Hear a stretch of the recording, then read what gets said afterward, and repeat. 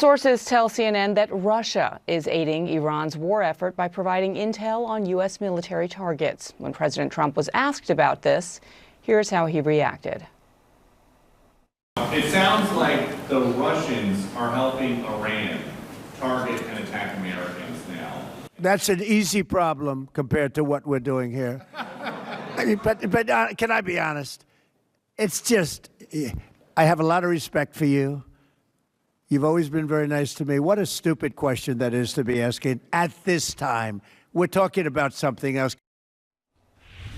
CNN's Gabe Cohen is following all of this. And Gabe, tell us more about this reporting. Intel officials, I would assume, do not view this as a stupid issue. It is one that has a lot in the community concerned, especially given the fact, and we don't know that there's a direct parallel and connection, but we have just lost 6 U.S. service members in this war days ago. Well, Bianna, one of the reasons that this is really significant is because it's the first indication that Moscow is getting involved in this conflict. Those sources telling CNN that Russia is providing this intel about the location of American troops and assets so that Iran can specifically target them. And much of that intelligence is coming from this sophisticated satellite system that Russia has, as Iran has been seeing their military capabilities degraded day after day from all of this fighting. All right, Shalom. First and foremost, to give all praises and glory unto Yahweh, Bashem Yahushai, Bashem Makakodash. Double lines to the elders of GMS Ruel. Peace, salutations, and Shalom. This lesson right here is getting more into the Iran situation in America and biblical prophecy being fulfilled. Gog and Magog. Getting involved.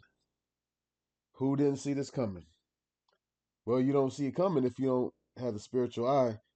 And have the spiritual eye, you got to be have what? Your head inside this book. Real quick, this is Revelations chapter 1 and verse 4. 1 and verse 3. Blessed is he that readeth, and they that hear the words of this prophecy, and keep those things which are written therein, for the time is at hand. The time is at hand, what? Our salvation. And our salvation comes with what? The destruction of America, fulfillment of all these other prophecies as well. Because the fulfillment of all these prophecies is leading closer to America being destroyed. Because the elect are going to be beamed up, out, and delivered. That's how the elect are going to be saved. You have this real quick. Isaiah 30 and verse 8. It says, now go, write it before them in a table and note it in a book, that it may be for the time to come forever and ever. This is rebellious people, lying children, children that will not hear the law of Yahweh. They won't hear it because why? They're in iniquity. What was John told to do? Ezekiel told to do? Eat the roll, and he must prophesy again before many peoples, nations, and tongues. That's Revelation chapter 10, towards the end of that chapter. So after eating the whole roll, mean what? Understand it, read it, get to understand it, and go out for it and teach. Teach them that, guess what? This world is about to end. This age is going to be destroyed. But how do you get saved from it? So it's not telling you just it's going to be destroyed, it's going to be set on fire. But here's how you get saved from it. And how you get saved from it is keeping the law, statutes, commandments to the best of your ability, and believing on the Heavenly Father and the Son, and being covered by the blood of Yahushua. Believing on Yahushua, as the scripture have said. That's how you get saved from it. You got pending doom that's coming. But Jake still don't want to hear it. And there's some Jake that they hearing it, but they don't really. They trying to stick their head in the sand, but then it's like they still hearing some of it in the sand. This is affecting the price of gas, affecting how you budget. You know, so things are really ramping up. Reading on, it says, verse 10, Isaiah 30 and 10, which say to the seer, see not, and the prophets Prophesy not unto us right things, speak unto us smooth things, prophesy deceits. Even though they say that, what are we going to do? We're still going to teach the law as supposed to teach the prophecy as we're supposed to, as commanded. But we're going to do obey God or obey man. We got to obey God. And obeying God is giving them the warning.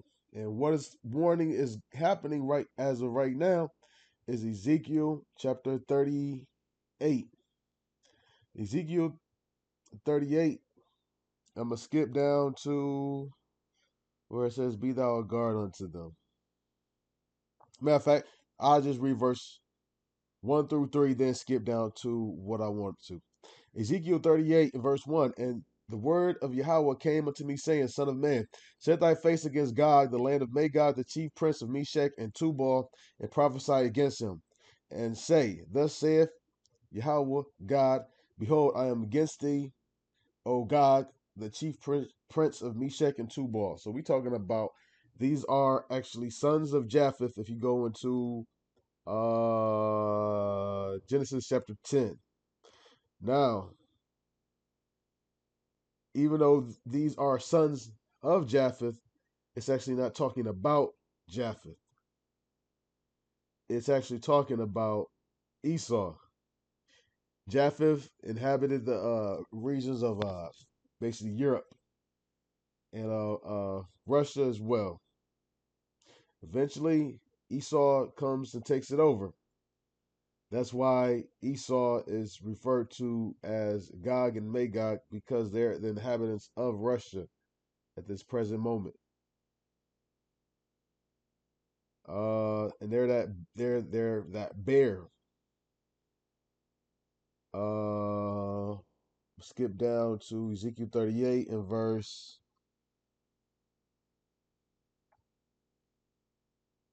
6 and 7. Gomer and all his bands, the house of Togomar of the north quarters, and all his bands, and many people with thee. Be thou prepared, and prepare for thyself, thou and all thy company that are assembled unto thee, and be thou a guard unto them. A guard is protection.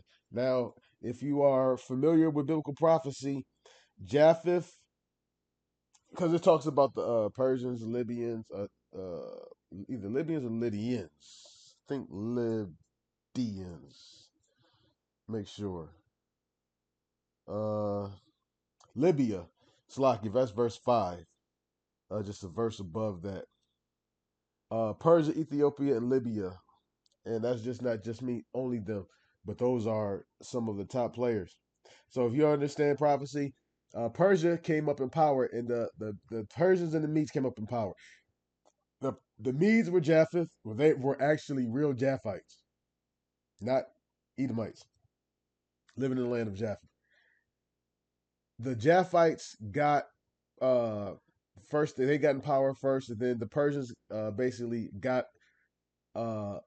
above them. So they were like a joint kingdom. So Japheth was in a position to be a guard. If anything, it would have been Persia, would have been a guard unto Japheth. But now Japheth is in a higher position to where he's a guard to Elam. Why? Because Japheth in this chapter is talking about your Russians. They are in a position because they possess, also it goes back to the blessing of Esau. That blessing includes Russians as well, because they are Edomites. And what is that blessing? By the sword shalt thou live. Also, what's that? Revelations 13, I want to say 9. He that liveth, killeth with the sword must be killed with the sword. So you live by the sword, you die by the sword as well. Slocky, I didn't mean to go that much onto this video or onto my talking before I played the video, but back to the video.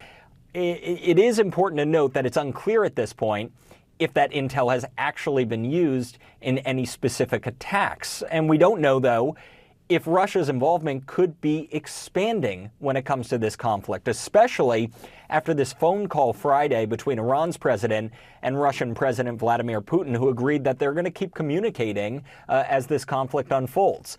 The White House, for their part, they are really downplaying this story, as you mentioned. Here's what Defense Secretary Pete Hegseth told CBS News about the reporting. So we know what's going on, and the president has an incredible knack at knowing how to mitigate those risks. And so the American people can rest assured their commander-in-chief is well aware of who's talking to who, and anything that shouldn't be happening, whether it's in public or back-channeled, is being confronted and confronted strongly. The American people can therefore expect conversations with the Russians to stop this? Well, President Trump, as people have seen, has a unique relationship with a lot of world leaders where he can get things done that other presidents, certainly Joe Biden, never could have. And through direct conversations or indirect, through him one-to-one or through his cabinet, messages definitely can be delivered. Does this put U.S. personnel in any more danger than they otherwise would be? Well, the Russian involvement. No one's putting us in danger. We're putting the other guys in danger. Press Secretary Caroline Leavitt also told reporters that if Russia is sharing intel, it's clearly not making much of a difference given the success of U.S. operations thus far. And President Trump also told CNN on Friday that, quote, a week ago Iran was powerful and now they have been indeed neutered. But beyond important to note. Now, beyond neutered, if that's the case, then why the hell you still conducting major operations over there? Why haven't you stabilized the area?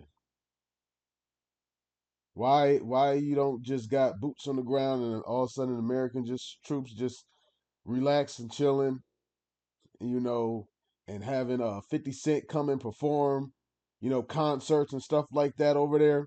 Because that's what they was doing in Iraq. It was, you had, people flying in, doing concerts, all that. Y'all not stabilized. Y'all don't got shit on lock. Y'all actually really losing. And the American media ain't want to report it. They done bombed what was it? I think 3,000 targets, and you still ain't got a so-called regime change. And on that note, I'm gonna just let the rest of this video play out. But Shalom, brothers, I'm gonna give all praises to Yahweh Bashem Yahushai, Bashem Makakwadash, Debalon to the elders, GMS Ruel. Peace and salutations to Lek Akim on the four corners, pushing the truth and sincerity. Peace be unto you and Shalom. That this administration has said over the past week that they were hoping this was going to be a 4 to 5 week war effort, though they did acknowledge that it could last much longer. We're waiting to see if that timeline could be drawn out a bit if more countries like Russia are drawn in. We'll be following it all. Gabe Cohen, thank you so much. Sources tell CNN that Russia is now providing Tehran with intelligence about the location and movements of U.S. troops, of U.S. ships, of U.S. aircraft. Sources also tell us the U.S. has intelligence suggesting that China may be getting ready to provide Iran with money, spare parts, and even missile components. CBS News got to ask Secretary Pete Hegseth specifically about Russia's reported involvement. The average American might hear that and think that's a big and dangerous deal, is it? Well, we're tracking everything. Our commanders are aware of everything. We have the best intelligence in the world. We're aware of who's talking to who, why they're talking to them, how accurate that information might be, how we factor that into our battle plans, our CENTCOM commander. So we know what's going on, and the president has an incredible knack at knowing how to mitigate those risks. Does this put U.S. personnel in any more danger than they otherwise would be? Well, the Russian involvement. No one's putting us in danger. We're putting the other guys in danger. That's our job. So we're not concerned about that. As for the president, well, he was at a college sports roundtable today when Fox News asked him about Russia's role. This was his answer. What a stupid question that is to be asking at this time. We're talking about something else. Can we keep this maybe a little bit? Go ahead, please. Why talk about a war? For the first time, indicating Russian involvement in this war with Iran. Multiple sources familiar with the intelligence say that Russia is now giving Iran intelligence on U.S. military targets, including the locations and movements of U.S. troops, ships, and aircraft. One person said much of that intelligence consists of Russian satellite imagery. They have better capabilities than Iran does. CNN has asked the Kremlin and the Russian embassy for comment. The state news agency TASS reports that President Putin spoke with his Iranian counterpart on Friday, and during that call, they, quote, agreed to continue contacts. Joining me now, retired U.S. Army Colonel Peter Mansour, now chair of military history at Ohio State University. Peter, good to have you on. Great to be on, Jim. So this is Russia giving Iran, arguably, the most sensitive intelligence when it comes to America's interests, in that it affects the location of U.S. forces in the region and therefore impacts their safety. Tell us the significance of that, of Russia taking that step to become involved in this war. Well, my first thought is, but of course they are. I mean, this is payback for the United States providing Ukraine intelligence on the position of Russian forces and assets in the vicinity of Ukraine. So I would be astonished if Russia didn't do this. So quite frankly, this is an expected development.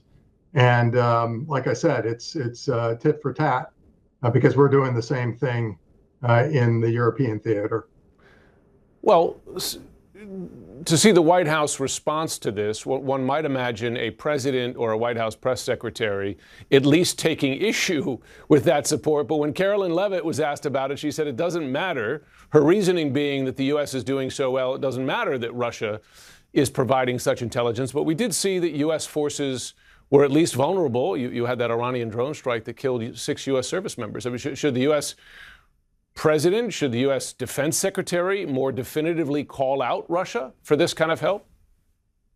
Sure. I mean, absolutely, you should demarche Russia, give them a diplomatic protest, and make public your concern about their involvement in the war. But like I said, it would be hard. It would be hypocritical of us to say that. Russia, I'm sorry, you can't support your allies when we're doing the same thing with Ukraine. In terms of what advantage it gives Iran, it gives them targeting information, and that could be useful if they have the assets necessary to strike those targets. It's going to be hard to parse out whether any particular strike was made possible by Russian intelligence, but we can probably assume that they were.